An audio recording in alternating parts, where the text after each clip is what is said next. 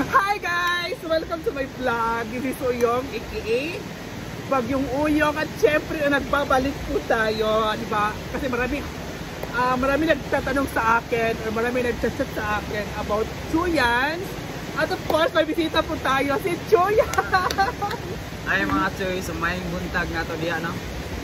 Oo. So may tanong na naman ako, Chuyan. Kasi di ba request ng mga yung mga followers mo, mga sulit followers mo. So, kumusta ka na pala? Unang tanong ko, kumusta ka na? Okay lang po. So okay na pala si Chuyan. So, unang tanong ko sa'yo, sino si Chuyan? Kimsa si Chuyan?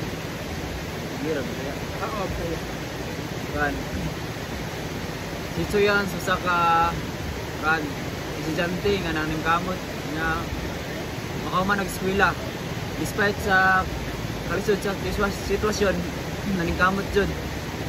O kuan, i-discarte na ako nga mag-vlog kay basin kuan maka-earn ko kwarta ng pag-vlog. O karon nakuha na jud siya.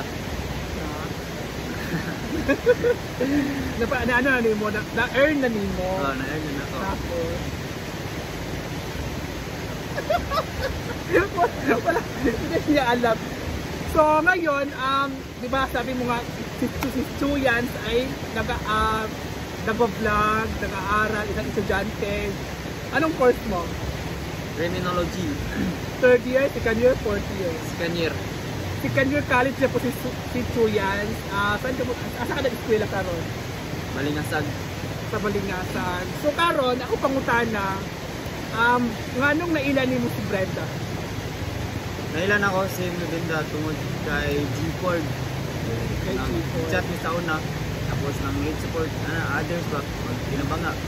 Antod nga, gipakita ni G-Ford ang isa ka video. Tapos pagtanaw ni Melinda, naganahan siya sa mga content. Tapos yan din gi-share. Tapos dito na yang gi-share nga deserve tabangan. Tapos dito daga na din kayo nag-follow sa kuha kay naganahan sa akong mga content. Gantod nga gi-invite ko ni Melinda nga pani diri sa naguan. So ani jud ko. Tapos pag ari na diri na istoryahin mi about may nana first about sa online. Tapos nag-offer din sa kuha nga mag working ko diri sa naguan. Tapos duwa pa ko ato kay manangit pa ko silang mama. Tapos paguli na ako, ginanangit ko ilang mama, nisugot ko sila kay okay na daw, ma-secure na daw ang ako ang mga tuition, mga gason sa eskwelahan. Sumauto ni balik ko diri o mingon nga okay silang mama antod nga diri na din ko nagsugot. Nanaw karon diri sa Inaguan nagstay. So mo din naghinungdan na. Nailan naman si Brenda tungkol kay G-Ford. So atong sa una nga nag-eskwela pa si Chuyan, asa siya gakuha og kanang pocket money? Sa kuan magtrabaho. Kuno ba nilang papa? Ang kuan ba manglugit? Manglugit ang lubi. Oh, manglugit sa lubi. Tapos mo na imong gabuhaton nga imong pamasahe everyday. Mo ba na imong giingon na nga Pangahoy dayon. pangahoy ka, panglugit ka gabuhat yung papa para naalang kay ipamasahe o balon kada adlaw. So baga grabe gid mo pagpaningkamot sa pag-eskwela. So deserve gid mo ang mga blessings karon. So karon di ba na makasabukit? Nagkasweldo na ba ka di ba? Sa Facebook or sa YouTube channel, nagkasweldo na ba ka? Facebook. Stars ra po. Sa Facebook, nagkasweldo na ka-star. Star. So karon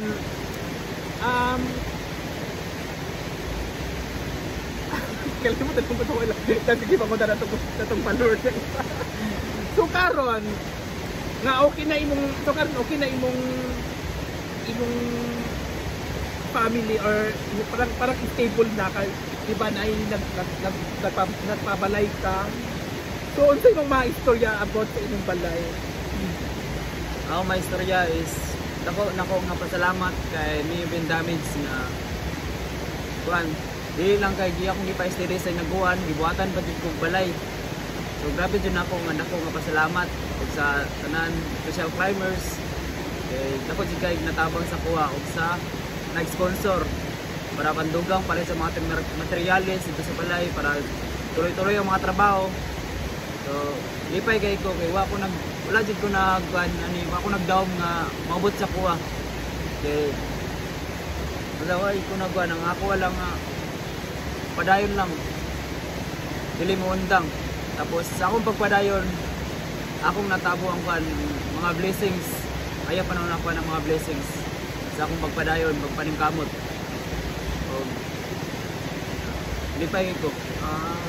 So karon nalipay gid kayo si Chuyan. Unsay istra sa imong mama sa imong papa sa imo ang nakabalay ka karon. Which is dili lang kang Brenda, dili lang tungod kang Brenda, which is napod kay income karon. Which is di ba tungod kang Brenda nakabalay ka tungod sa mga followers, nakabalay ka tungod sa mga nagtabang nga mga tao, nakabalay ka. So, except sa nagpasalamat imong pamilya sa mga kay Brenda, sa mga followers, kung unsay ni istorya sa imong pamilya sa imo. Ang istorya ni Papa ko jud magpadayon lang daw ko. Ipadayon ako pa-vlog tapos wala Japon, normal ra Japon nga tao. Wala Japon ng simple lang. Kasi kay anay Papa magpadayon lang daw. Kung say naasawa ko ron. So karon, isa sa among friend from Singapore or isa sa among tulid friends talaga kung nga ni Singapore, ang team palaging gutom is always andyan para tutulong. Kailan yung blessings niyo? Pag mauman ako. Siguro mga next week matapos na yun, di ba? Kasi katawag kasi namin yung team palaging gutom na may ibibigay siyang blessings after matapos yung bahay niyo. So good luck to yan. So sana matapos yung bahay niyo para matuloy-tuloy na po talaga yung blessings po. Wala ka nang iisipin sa mga materyales doon sa bahay mo. Pero thank you so much kay Brenda, thank you so much sa ating mga solid sponsors natin. Hindi ko na alam kung sino-sino yun sila. Basta ang alam ko, isa ang team palaging gutom na nag-ambag sa iyong bahay. At syempre sa iyong papa-blessings next week. So, diba? So okay ka na ngayon.